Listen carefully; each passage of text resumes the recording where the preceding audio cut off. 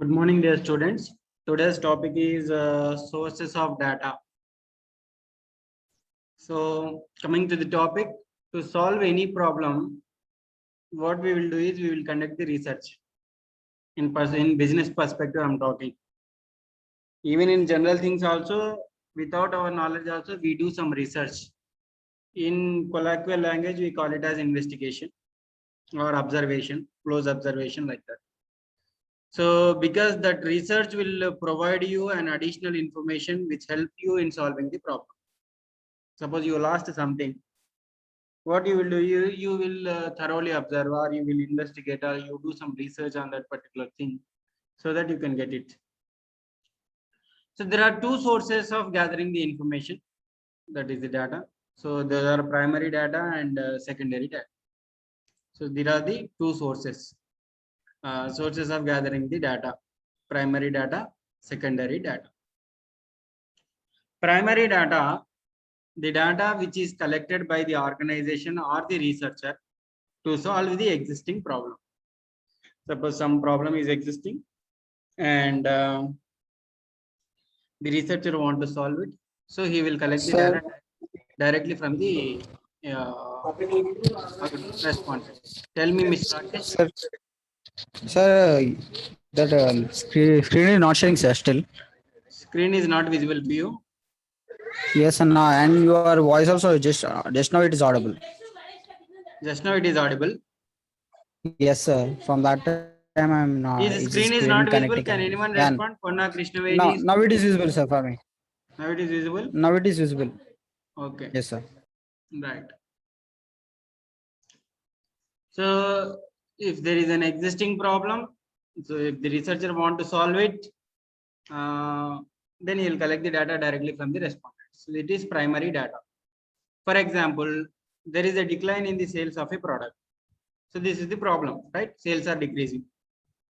It is the problem to the company or for the organization. So research can be done to gather the information which helps in solving the existing problem, that is declining in the sales, and it is known as primary data. So you will conduct the research why the sales are declining, what could be the reasons. Is quality is not up to the mark, or people's taste and preference is changed, or our packaging is not good, or price is high, or it is not performing to the expectations of the customer. What could be the reason? So why the sales are decreasing? So you do the research, you'll get the responses directly from the people. Go to the people, ask them why you are not purchasing our product, what happened, why you are not liking it. Then these process of collecting the information will come under primary data. Primary data can be gathered through four different channels, that is respondents, experiments, simulation, and panel. Okay. So respondents, experiment, simulation, and panel. Now, secondary data. Secondary data, the data which is already collected by others, maybe organizations, individuals, agencies for their own problems, which can be used to solve the existing problem of the organization. So somebody has already encountered a problem. They have solved it by collecting some information and they kept it aside. Now that information you can use to solve your existing problem. That will become secondary data. It is already collected by the individuals or companies or organizations. For example, an article or research paper is published on changing preferences of customer towards particular product. So a research paper is published already. Now this information can be used by the organization to solve its problem. This is known as secondary source of data. So you already know in that research paper why customer preferences are changing towards particular product. So that particular person has already done the research and he has published a paper. Now in that that information is already available to you. You no need to do the research. Use that information to solve your existing problem. So that will become secondary data. So ready hand information. Therefore, secondary data can be defined as the data collected by the persons, individuals, agencies, organizations for some other purpose, but can be utilized by others to solve the existing problem. in their own company or organization. So they have collected for some other purpose. Now it is useful for us. So then it will be a secondary source of data. So these are the sources of primary data. One is respondent, experimentation, simulation, panels. So respondents are again two types: communication and observation. Directly you can communicate with the respondent, or you can observe with the respondent. Experiment are again two types: field experiments and lab experiments. Then simulation and panel. So first, information from the respondents. So respondent is a person who provide information actively or passively. So actively means through verbal response, I mean communication as well. So you will communicate directly with them and he will respond to it. Passively means through his or her behavior, that is observation. So active response means what? You are communicating with the respondent. So he will answer it. Verbal communication. He will talk with you. She will talk with you like that. Passively means you have to observe the respondents. So nothing, you have to observe their behavior. So first, communication. So it is a method of gathering the information from the respondent by asking the questions to the respondents directly. So you ask the questions directly to them.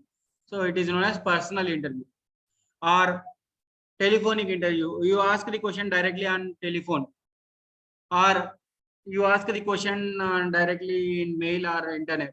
It is mail interview. So there are 4 methods of communication to collect the primary data from the respondents based on whether the questionnaire is asked in a pre-arranged manner or not. So if it is a pre-arranged manner, then it is known as a structured questionnaire. If it is not in a pre-arranged manner, then it is known as unstructured questionnaire. This we have already discussed in the previous class about the questionnaire, types of questionnaires like that. So whether the purpose of the asking the question is disclosed or not. So if it is disclosed, then it is non-disguised, non-structured questionnaire like that. It is there, no? Or if the purpose you are hiding it, then what will be that? So see here, there are 4 methods of interview. That is a structured direct interview, unstructured direct interview, structured indirect interview, unstructured indirect interview. So first one. So you are collecting the information from the respondent by asking the question. Keep this in your mind. So structured direct interview. Here the questions are asked in a pre-arranged manner and order is moving from one topic to another topic or one issue to another issue in a logical manner. Therefore, it is structured. Okay. So structured means it is already arranged and logic will be there. And the questions are asked directly without any concealment of the purpose. Therefore, it is direct. So you are not hiding any objective. You are directly revealing it. So generally, we observe many interviewers will come to us and they ask, sir, madam, I'm coming from so and so company and I am doing research on customer preference towards color TVs.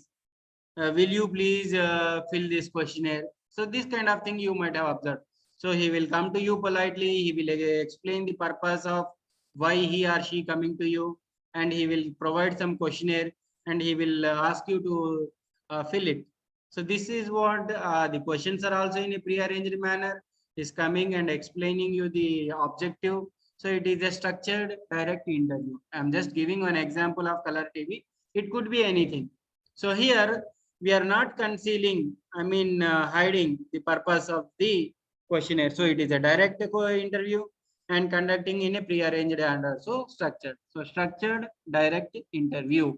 So the advantages are exact working of questions, exact wording of questions, because much time spent on questionnaire. So you are already arranging it and taking printout means a lot of exercise has done on that particular questionnaire. So wording, phrases, logic, everything is already decided. So it is an easy one. So semi-skilled people, low-skilled people, less skilled people are enough to conduct the research because already it is printed on the paper. Give it to them and ask them to fill it. Simple, very simply. It is very low cost because low skill people are involved. There are certain disadvantages also with this information about the personal and motivational aspects will not be collected here because he responds to the questions in the questionnaire only. There may be few more factors which will influence the behavior of the customers or the buying behavior, pattern, decision, lot many things. So those motivational and personal aspect we cannot collect through the structured direct interview. For that we need unstructured one. I mean, people, expert people are required to judge by the behavior, by the gestures, by the attitude. So like that. So unstructured interview. Is it clear, guys? Am I audible, Mr. Rakesh? My voice is audible or not? Shahid, is my voice is audible?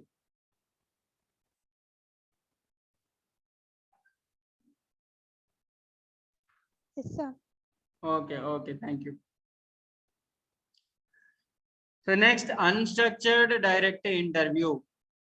Here the purpose of the research can be said direct, but the questions will not be asked in a prearranged order. I mean, unstructured. There is no order will be followed. Questions may be asked in the most appropriate time in the context of the interview. So you will be doing the interview, and if you feel this is the right time to ask, then you can ask the question. So there is no pre-arranged order is there.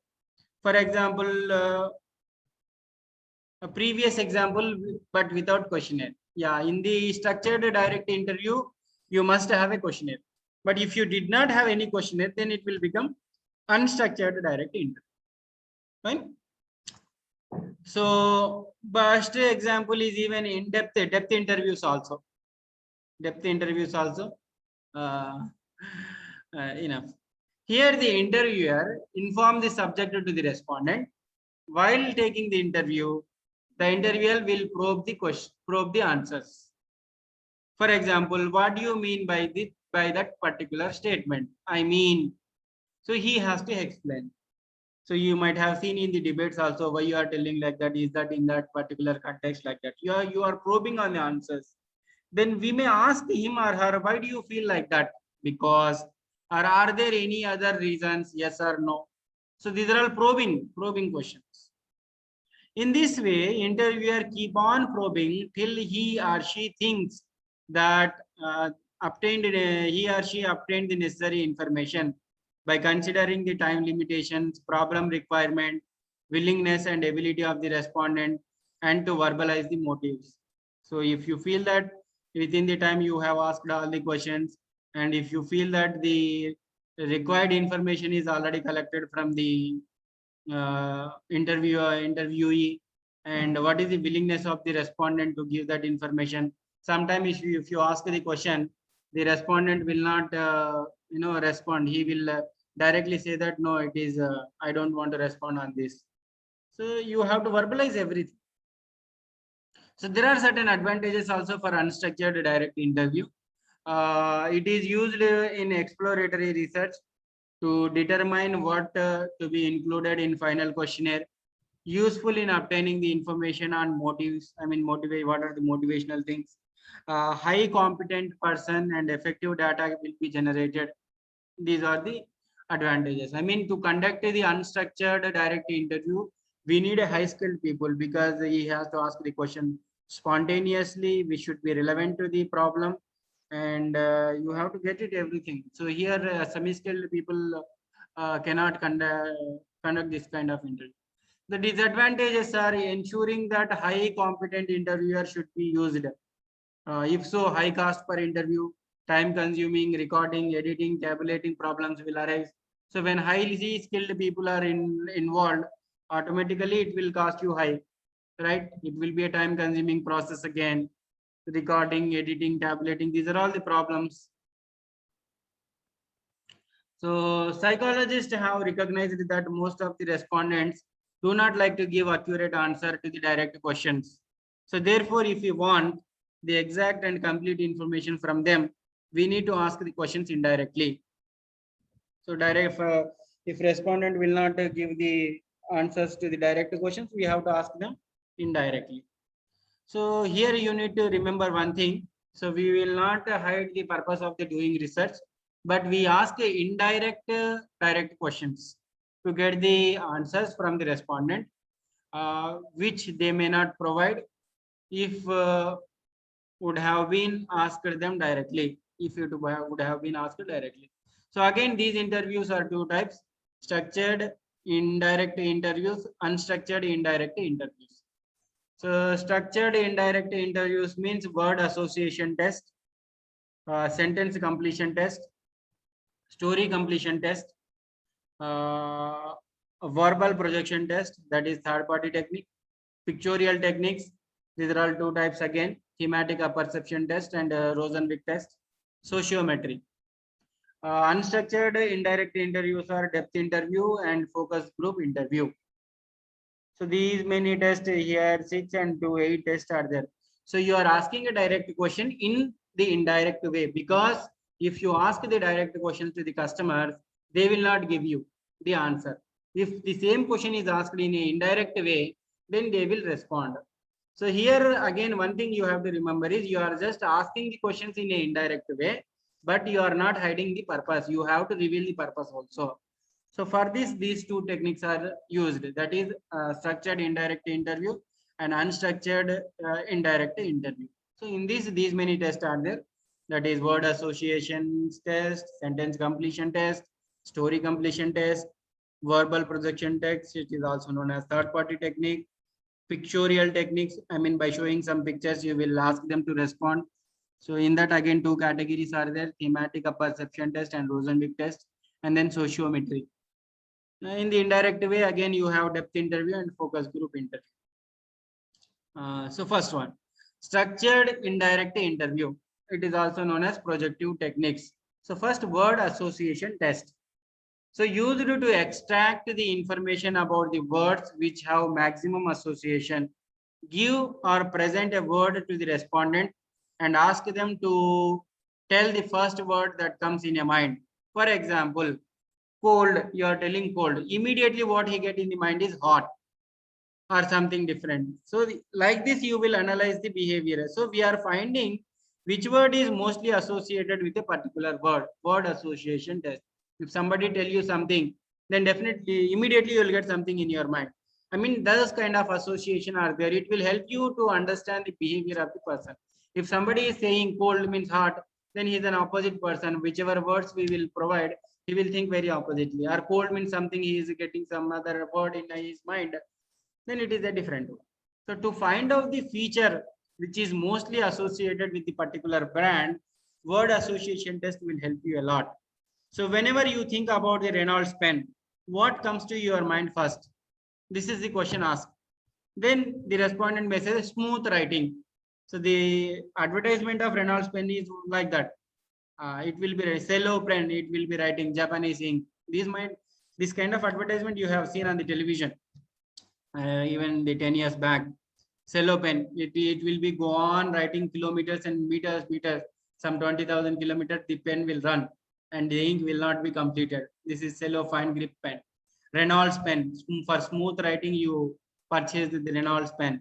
So if we are asking the question like that, what comes to you to your mind when you see this Reynolds pen? Means smooth writing.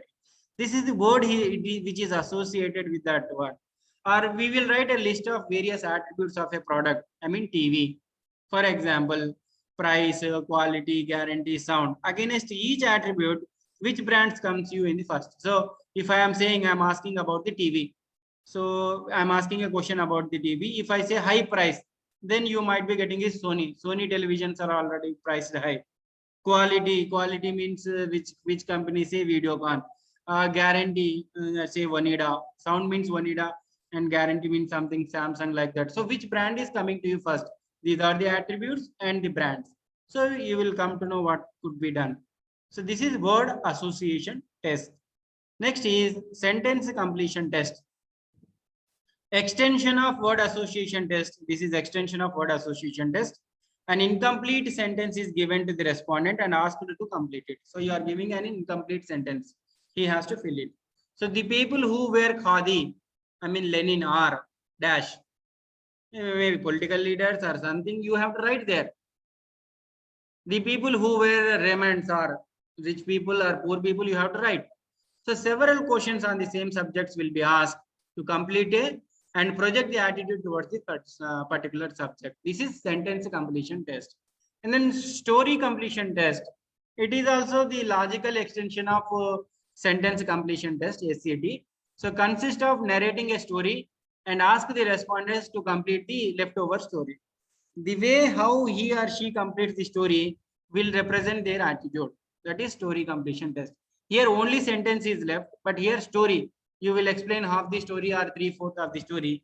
The remaining they have to think and they have to give an ending. This shows how they are thinking, how they are projecting themselves. Then verbal projection test. This is known as third party exchange test. So ask the respondent to comment on or explain what other people do. Verbal projection. So why do people smoke? You can ask. So he will respond, people will smoke for recreating or to burn out the stress, anything. So answer may reveal the respondent's own motivations. You are asking in indirect way. He do, or simply if you ask directly, will you smoke? Why you smoke? He don't respond.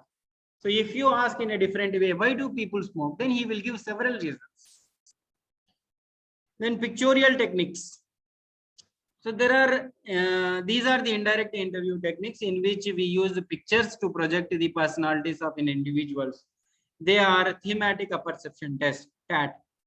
So set of pictures will be shown to the respondents. Some pictures will be there that will be shown to them. Few deal with the day-to-day activities and few are ambiguous for unusual situations. Ambiguity means a double meaning, or it will give two meanings at a time. So few are related to day-to-day activities, few are related to double meaning, or which will give you two meanings at a time, and it is related to unusual situation which you would have not faced at all. So ask them to describe these ambiguous pictures in light of usual one. So usual pictures is there, unusual picture is there. Now you ask them to describe. So their replace and responses represent the perception, which in turn present the personality. So you can come to know their personality, what they are thinking about it. So that is TAT, thematic perception test. You are providing a theme with some pictures. Then Rosenwig test. Here a series of cartoons with words inserted in the balloons above are given. So some words, some cartoons will be there, and above that balloons will be there. You might have seen in the comics also. So that kind of thing. So some cartoons with empty balloons will be given to the respondents and ask them to respond. So from their responses, we can draw their attitudes. And the last one is sociometry. Sociometry is a technique for describing the social relations among the individuals in a group, how they are responding in a societal setting. Ask whom they would choose or reject in various situations. In this situation, who will be your best friend? Why you are choosing them? Or in which group you are choosing? For which group you are associating? For which group you are separating? So it will help them in studying the underlying motivators. So the remaining we'll discuss in the next class. Okay. Thank you.